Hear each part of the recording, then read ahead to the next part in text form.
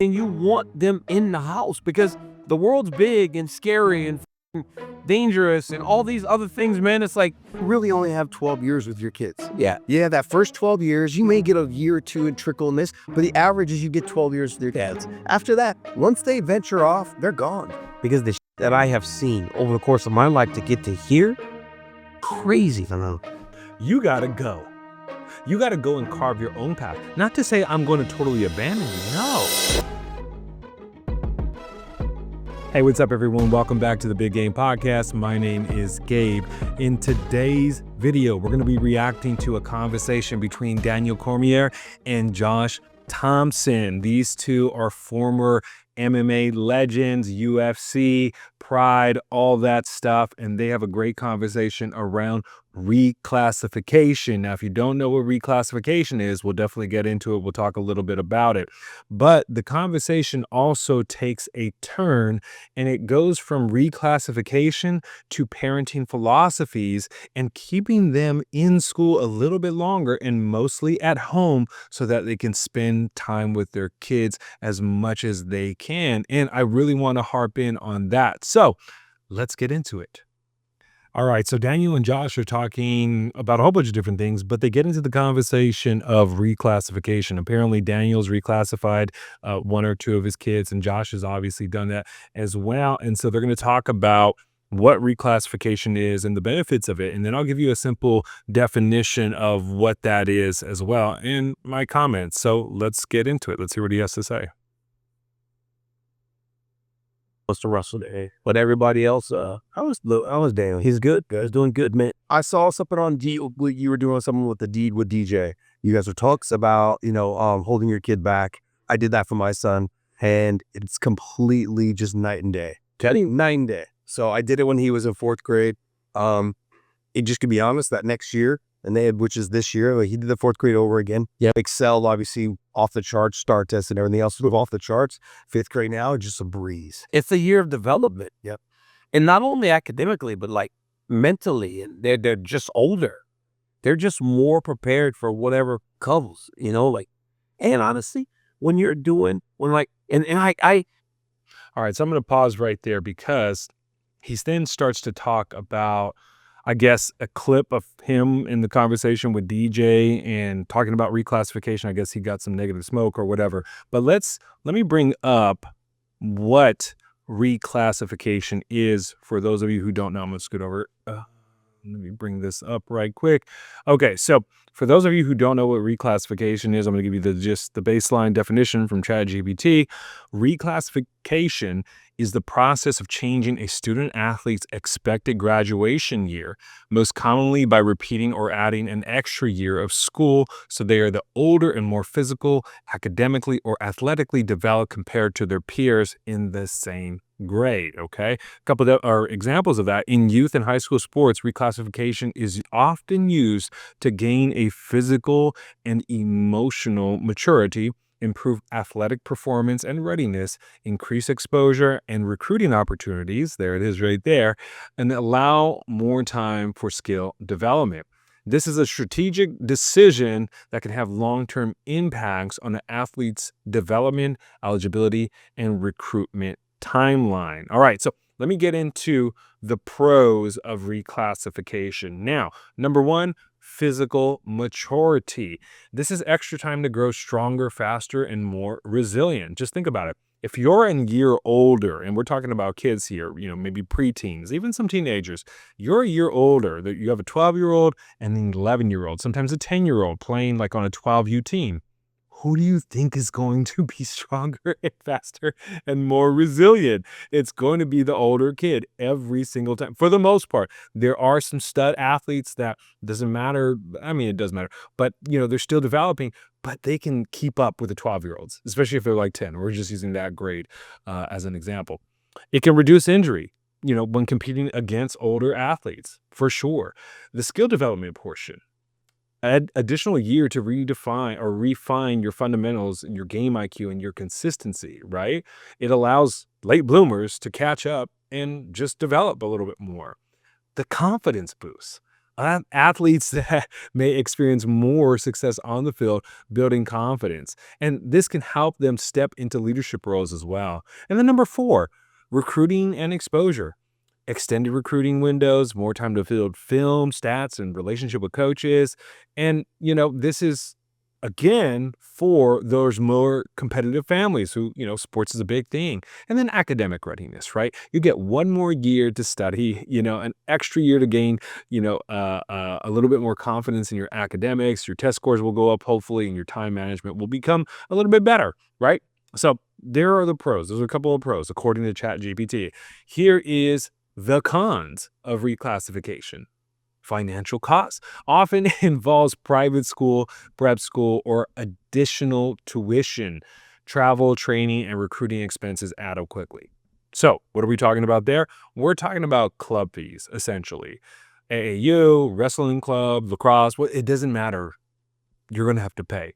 And typically for families that are reclassifying, they're not playing rec, they're playing club. So you're going to have extra financial costs associated with reclassifying because you have your kid for another year. Let's just say you didn't reclassify. You play them club, freshman, sophomore, junior, and senior year. Well, guess what? You're going to add one more year to that and an additional maybe 10 grand a year, 10 to 20 grand a year, depending on how expensive the club and the travel is, right? The delayed timeline.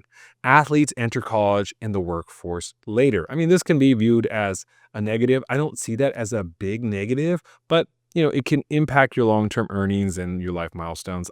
1 year, I don't think it's going to do that. But this is what ChatGPT says. Your false sense of advantage. Being older doesn't guarantee success. Absolutely. We talked about that. Let's just say you're in the 12U division, you're a 10-year-old, but you're that kid. You put in the work the 12-year-old doesn't, you dominate, right? So is there a false sense of an advantage? Sometimes there is, right? Increased pressure. Ooh, I could see this one. Expectations rise because the athlete is older and supposed to be better. 100%. Let's just say you did get reclassified, but you're not about that life. And you did this specifically for sports, not academics. You're not about that life. And so now you're out there competing against kids who really want it because you're playing for the most elite club team. You better be about that life. You better be about your business. You better be putting in that work because you're going to get exposed really quick. And that can increase the pressure and the anxiety and the worry and the fear that you may develop because you're just not that kid, right? So there's that. And then number 5, your social and emotional trade-offs, right? Your separation from your original peer group. I know a lot of kids early on love being with their specific peer group. They love being with their friends. I coach girls lacrosse primarily. And a lot of the times, sports for them is more of a social thing. It's not necessarily, for most of them, about the sport itself. It's about the social component. And so is, so-and-so going to be there? If she's going, I'm going. It's a lot of that, whether that's right or wrong, that's what it is, especially for girls. So if that's what you're going to do, just know that that might be a little point of contention because now they're not playing with their friends per se. That's one thing. And then number 6, it's not necessary for most athletes. The majority of high school athletes do not need to reclassify to play in college. But you know what? I will say this. Having an extra year to prepare, if you're serious about this stuff, can be very beneficial. Okay. So that's what reclassification is. That's, what they're working with. And, to be honest, I have 2 sons now. Would I consider reclassifying them? Yeah, it depends on how serious they are about sports, right? If my son, who is maybe like in 7th grade or 8th grade, and by the way, we're homeschooling, so that's another thing, and they're just like a slow bloomer, just a late bloomer, they're not growing as much as they can. Maybe the doctors reported they're going to be like 6'8" or something like that, but they're kind of athletic, but they're not there yet. Maybe I might give him back a year. I'll see how he feels about it. I'm not just going to make that executive decision. And again, all those other factors come into play. Is this what we want to do as a family? Is sports the biggest thing, right? Do we see this as a big opportunity or advantage for him or her to, go out and compete and get reclassified? So those are things you got to think about. All right, so let's get back to the reaction. All right. I kind of hate it. Like that clip is going really, viral, and a lot of people have opinions, and obviously to each his own, right? I saw 3 guys discussing this the other day, and one guy goes, "I'm pretty sure that those kids would have gone to those schools either way," because I was talking about the Cortez twins and Zaveda and them, and um, I think they thought that we were talking football players, but I was talking wrestlers. But it's like, you don't know them. You don't know, because he was right? If they would have graduated a year prior, Daniel would have been a 2-time state champion opposed to 3, right? Isaiah and Elijah would have still been 4-time place winners, but they would have had 1 state championship instead of 2, right? So they won their sophomore year and their senior year. So, but if they would have graduated a year prior, they might not have won that one. And you know what's one more key about that? Let me just pause right there, because what's Daniel talking about? Again, you have to go watch the initial conversation that he has with DJ Mighty Mouse, and they talk about reclassification. So he's reacting to, I guess, I don't know who these 3 guys who he is referring to, but I guess they had negative comments, or maybe they didn't, approve as much or whatever. But I think his approach is correct. You have to know these kids. You have to know the sport that, he was referring to. Maybe it's a little bit different in wrestling. I don't know that world, but, if that's the case, maybe it wasn't a good take. So anyways, I'm not too worried about that. The reclassification portion, if that's your main jam, well, at least you got that information. It's worked out well for, his kiddos. And it could work out well for you. But again, you have to really evaluate how dedicated you are to it. Just because you hold them back 1 year doesn't mean that they're going to be studs, doesn't mean that they're going to gain the competitive advantage. They have to put in the work. Anyways, let's hear what else he has to say. So, as your son is as he's reclassed and he's redone it, he'll only be the oldest kid 1 time. Yeah. Just like everybody else. He'll be the oldest kid once. It's a year. Because every other year, there will be kids older than him competing. His last year, he'll be the oldest kid. Those kids that are graduating at 17, they never get the ability to be the kid that's at the top of the age group. I wish. Now, pause right there. What he's talking about is, let's just say you're born in a month where, you're going to be 17 by the time of graduation of high school, right? Typically, if you're born, I forgot what that month is. I think Daniel's going to explain it. But you're never going to be the oldest kid on the block, right? You're always going to be the youngest kid, or, the in-betweener, right? And so what I think he's alluding to, and I think Josh is going to clarify, is now that the kid is older, it does have a little bit of a confidence boost, right? Because now you have a little bit more maturity, you've seen it a little bit more, right? And that can help the athlete with understanding, their roles, maybe in a captain sort of capacity, right? And I think Josh is going to talk about that. And you know what? I'll let him cook. Let's see what he has to say. I would add 1 more year, because I actually started my senior year 16 years old. See, you're one of those guys. I should have been held back. See, I was good because I was 18. My birthday was in March, but I mean, there's a study that shows, bro, it's such small, deep things, right? Like Olympians during my Olympic year, the vast majority of them were born in the first quarter of a year, because they were a year old. We were more developed going into the football season in August, right? Because if I'm playing 14U football, I'm 14 and a half, about to turn 15, because I was born in March. So I'm 14 all the way till September. So now the coach sees me because I'm bigger, stronger, faster, and then he's more locked into me, right? So now I'm getting more of the attention of the coach because he sees the potential. And let's pause there. So now we're talking about the advantages of getting, reclassified, or what we used to call it back in the day was getting held back. And, it kind of had a negative connotation to it, because kids that were held back were typically, not the best kids. They were the ones that were probably getting in trouble. But now in days, what you see is it's more used as a positive thing to give that kiddo a competitive advantage and an athletic competitive advantage primarily. So that's, what he's talking about there. Let's let him cook.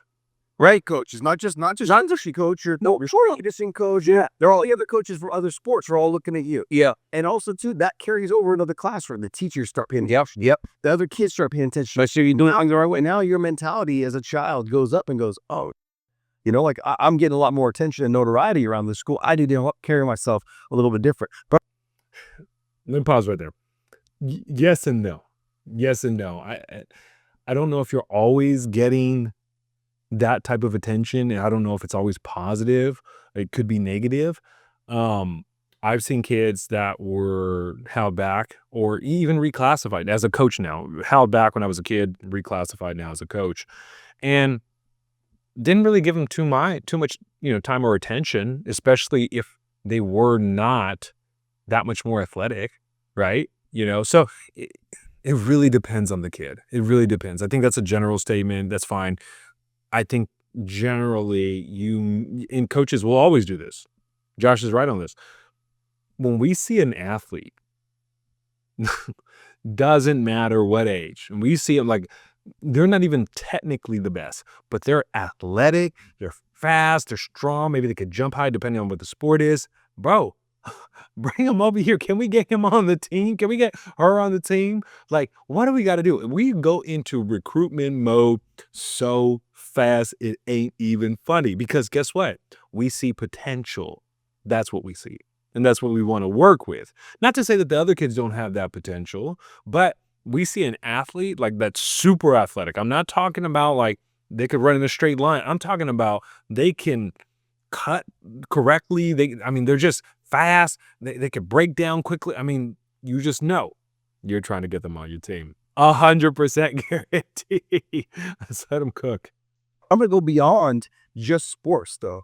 Yeah, the reason why we did it is I said, what is the rush these days to get your kid out of the house? And bro, let me tell you something. Okay, let me bring the full screen up on this. So he's going to get into what is the rush to get our kids out of. This is where I want to park for a little bit. This is where I want to focus in, because in our pursuit of our competitive, recreational, sports careers, I think we could lose sight of what's most valuable. Okay. Now, in my worldview, one of the things that is most valuable is spending sufficient time with your children. I love sports. I'm all for it. I love watching the NBA with my guys. I'm talking about my sons.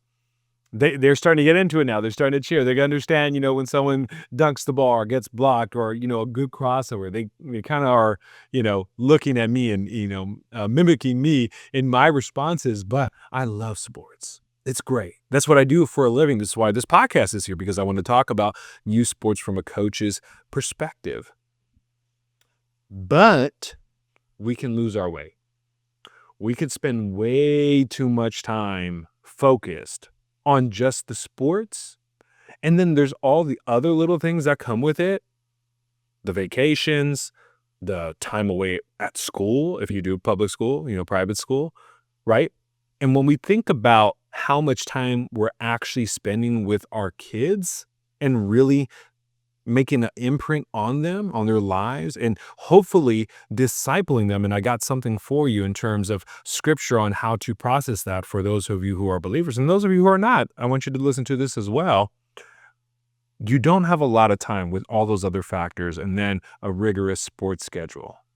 So having your kids at home longer, right, before they enter the workforce or before they go off to college or before they get married, right? I know getting married at a young age is kind of taboo nowadays, but it used to be the norm.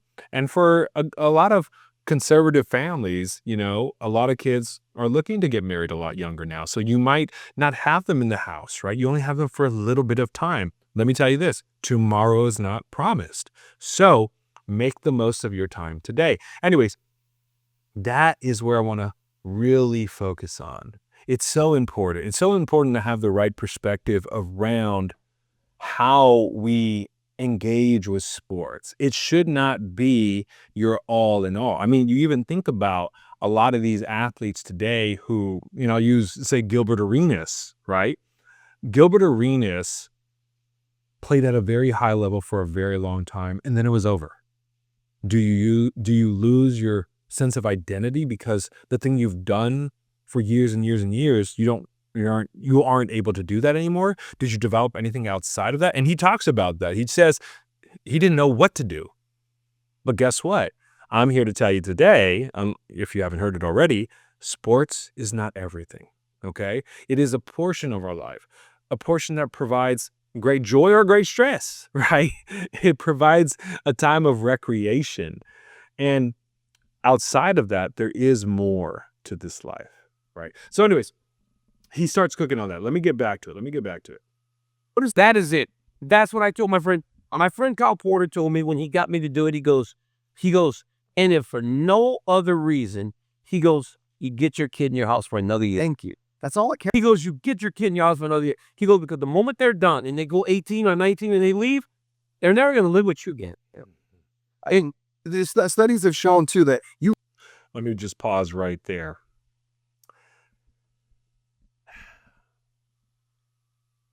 In a lot of our culture today, we really don't appreciate kids.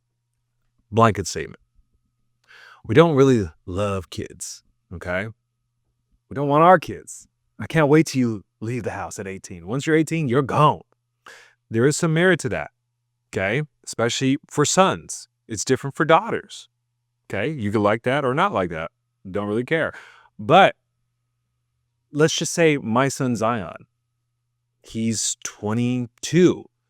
He's not really pursuing anything. He's just kind of wanting to stay at home, play video games. Not that he's going to play too many video games, but he just wants to do that. He wants to be kind of a couch potato. He wants to maybe just work a minimal job or whatever. No, that is not acceptable. You got to go. You got to go and carve your own path. Not to say I'm going to totally abandon you. No, I'm here to support you. I'm here to help you grow. Hopefully by that time, I've given you all the tools that I possibly could have for you to be successful, right? For the ladies, maybe that's a little bit of a different story for my worldview, for my paradigm, right? Where they can stay at home a little bit longer. I can start to help them develop those skills a little bit more. Not to say that they're not going to go to school or anything. That's different. But I want someone to then come in that is going to be a provider, a protector, a priest, a prophet, okay? For those of you who know where I'm going with that, the 4 Ps of what a man should be before he marries my daughter. I want that for my daughters. I don't have any daughters right now, but I want them to be protected. The world is scary out there, okay? You could disagree with this philosophy or not, right? I think there's value in keeping young ladies at home if they don't have some type of protection outside of the home in their husband, in the future husband, if they decide to get married. So anyways, there's that. And there's caveats to all these little things. It's not a hard, fast rule. But why would you want to get your kids out, right? If you love your kids and you've set up good systems at your home and you guys are honoring God together, why? Again, certain timelines, guys, 23, no prospects, right? Not really motivated to do it. Okay, we got to go. There's some type of failure in there though. Anyways, I love my kids. I love my sons, Zion and Shepherd. I don't want to see them go early. I want them to be close by. And even if they do leave and they join the military or they get a job somewhere far away across the country, I want them to always know that they can come home, right? He's going to get into this point. And again, going back to sports and everything else that's in our lives, schedules, friends, play dates, school, all that stuff, church, you only have a short amount of time with your kids, really. My wife likes to say something that the days are long, but the years are short. And those words ring so true in my mind as I wake up every morning is how can I be more intentional about how I raise my kids, even with sports, right? I love sports. I want them to play sports. I want them to learn team dynamics. I want them to learn, how to lose, how to win. Also, just staying in shape, right? Being healthy, having fun. It's a good time. But I don't want to lose sight of what truly is important. And I want to keep them at home as long as I can, or close by, very, very adjacent to us. Let's continue with this. Really only have 12 years with your kids. Yeah. Yeah, that first 12 years, you may get a year or two and trickle in this, but the average is you get 12 years with your kids. After that, once they venture off, they're gone. Doing their They're gone. They're becoming themselves. They never Yeah. They spend their time in their rooms. Yeah. And you're just like, you miss that. You miss that connection that you have with them. So what is the rush for us to get them out in the real world, get a job, Yeah. be like, and then like basically working all the Yeah, it really is. the point. That's the thing. Like, I'm telling you, bro, like when I was growing up, and your parents, right? Like growing up the way we grew up, like they love you to death. But they'll say stuff like, when you're 18, you're out of my house. Like, you're done. But it was almost like they said they couldn't wait till we played until you're 18, so I'll take care of your ass no more. Right? But it was a financial burden, one. So let's pause there, because a lot of good nuggets. Is that something, and again, it's very general. He's speaking from his experience. Hopefully in your families, I know in mine, that's not the conversation we're trying to have. I mean, we might jest around about it, you know what I mean? Or say it in jest, not jest around about it, but say it in jest. But, I want my kids to be with me. I wanted to make sure that I'm discipling them correctly in, when it's their time to maybe depart the house, they're all prepared, right? But again, how much do you love your kids, right? Do you want them close by? I think one of the most beautiful things is when you have this multi-generational family setting. That's me. That's an opinion. I love that idea, right? I want my kids and my kids' kids to be close by, right? So that we can grow and learn and shape each other, right? That's the dream. That's the dream. I'm dreaming out loud right now. Let's continue. Right? It was hard. You got to take care of that person. You got to fend for him. You got to buy him stuff. Well, maybe that's not as easy to do. We don't struggle with that. We can take care of our children. Yeah. Right? And just pause right there. Just being a financial burden, right? Yes, having kids can be very, very costly, be very expensive. Medical bills, food expenses, right? They will eat you out of house and home. They will just do it, destroy it. They're carnivores a lot of times. But there's still a way to do it on a very small amount. My mother was a single mother, okay? And she was able to support myself and my sister all throughout high school on a very small budget. So there are ways to do this thing without breaking the bank. Okay. And you have to be creative. You have to be resourceful. And hopefully you're coming from a two-parent home where mom and dad, have, put in the work and hopefully have some level of success with their entrepreneurial endeavors or with their jobs, to where life can be a little bit easier. But even if it's not, hey, we're going to make do, right? Anyways, let's continue. And you want them in the house because the world's big and scary and dangerous and all these other things, man. It's like Let's pause right there. Let's bring the full. So the world is big, scary, dangerous, right? What is he getting at? Well, this is the human experience. This is what we call in the Christian faith a sinful world.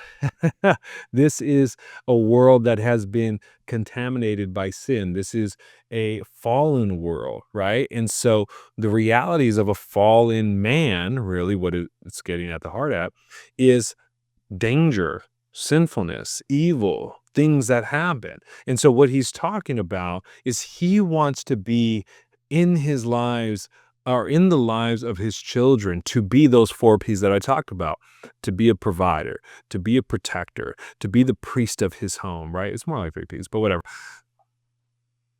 Those things as a father are super critical for any man worth his weight, right?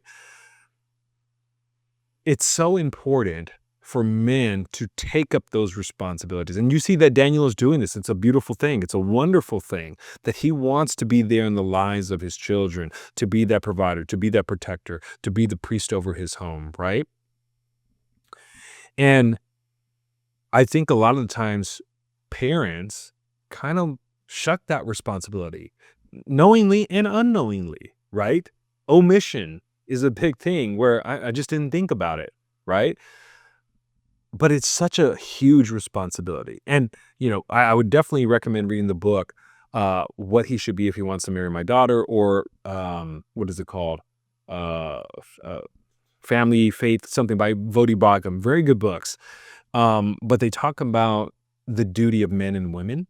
I'm going to focus on the men's side because obviously I'm a man, and their responsibility to be there for their family. So let's just paint the scenario.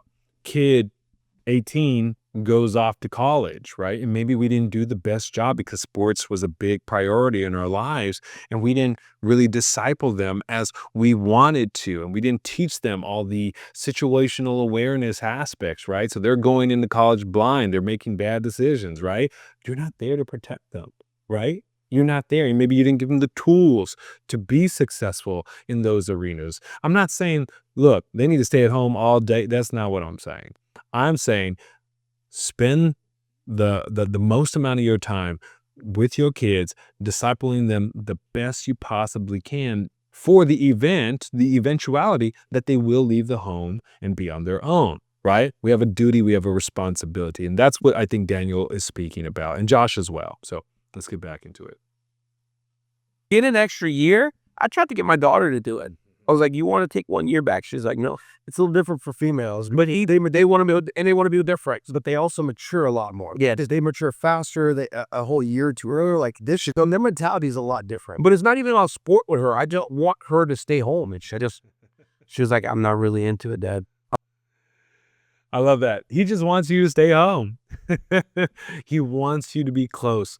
He wants you to spend as much time together. Again, when you put some miles on your soul, meaning you've lived a little bit, you've seen the world, you understand what it's about, you understand the dangers that are out there, you understand just the time that you have on this earth, which is really short in comparison to eternity.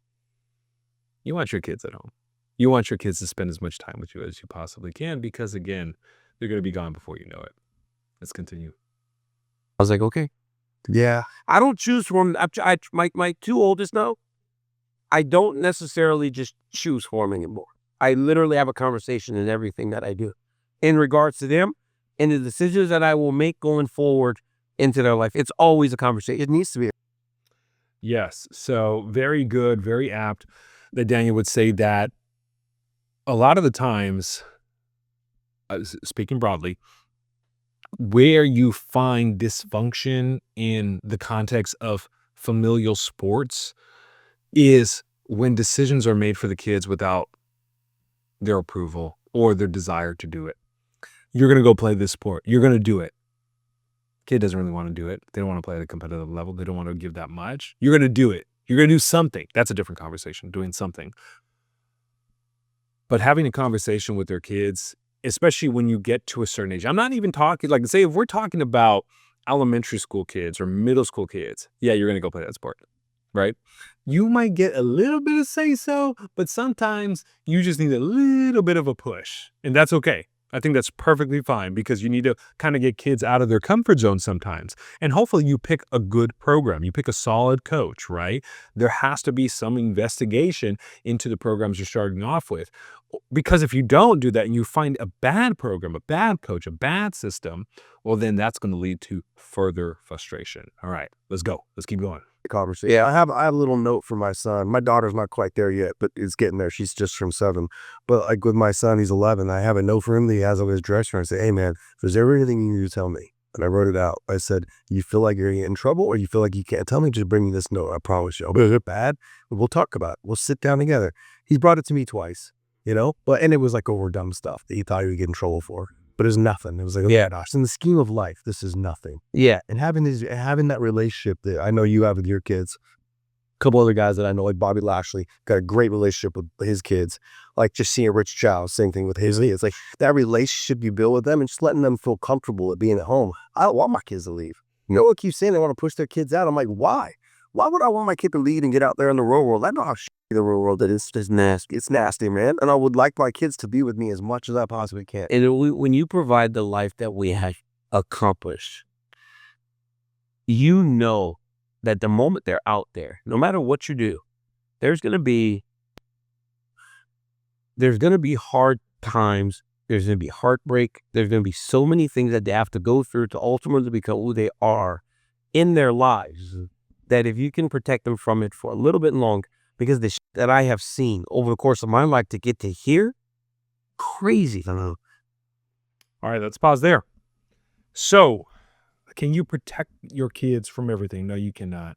The best that you can do is prepare them, is to train them. Now, let's pause right here and let's go into a couple of scriptures that I have that pertain to discipling our kids wherever we go. Okay, so let's bring it up really quick.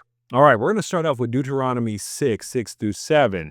And I'm going to go ahead and read this for you because these words are very powerful. And what God is commanding us here or giving to Israel is so important to their development and their relationship with God and basically how they parent their kids. And so let me go ahead and read this. And these words that I command you today shall be on your heart. You shall teach them diligently to your children and shall talk of them when you sit in your house and when you walk by the way and when you lie down and when you rise. All right. So what is he talking about right there? He's talking about discipling your kids. Another way to view it is talking about catechizing your kids. Now, you might be thinking catechize, like I'm not Roman Catholic or whatever. It's not a Roman Catholic thing. Catechism just means to teach by a series of question and answers. And so when we are thinking about how we raise our kids in the context of sports or just generally, we should think about discipleship.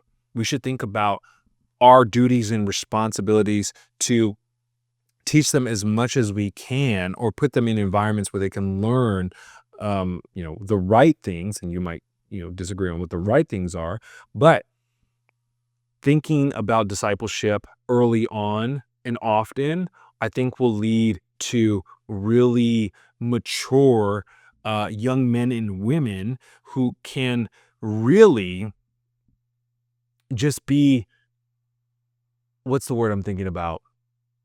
I'm struggling here, but really just aware of their surroundings, be able to see danger coming. We're talking about that from that perspective, the danger part that Daniel's alluding to. And if you do your job correctly, they'll know how to process that, right? They'll know how to see things that don't look right. They'll know how to, react in certain environments, right? And they'll also fail. And that's okay. We just hope it's not a big failure. We hope it's not a devastating failure. We hope that they're not in the worst condition. We hope that they'll put themselves in bad spots, right? But again, Deuteronomy 6:6-7, right? Talking more about a spiritual component, talking about discipling your kids and teaching them the word. But we can also apply this to just life in general, right? Let's go on to Proverbs 22:6. Train up a child in the way that he should go. Even when he is old, he will not depart from it, right? These are beautiful verses that help us understand our responsibility as parents on how we rear our children. Okay.